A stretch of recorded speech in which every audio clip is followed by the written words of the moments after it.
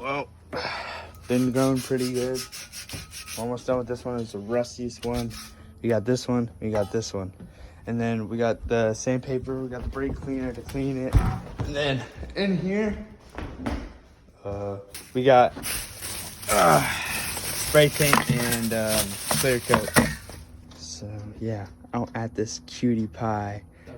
Work dog. Every single video I look back on my car, he's in every single one. Alright, so we just put spray paint and clear coat, so it looks like this. This is closer to the final product. It looks pretty nice if you ask me. This one $100, so 25 bucks a piece, really.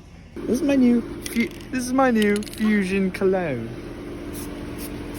Wow, look at that. The spray is immaculate. That looks so cool.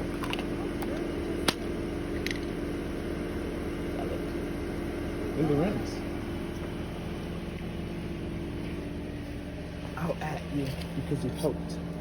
Yeah. This guy came with me for like 3 hours, but we got pancakes, so. Dubs.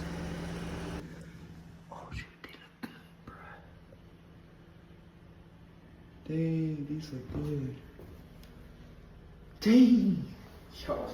Yo, he just listened tonight, bro.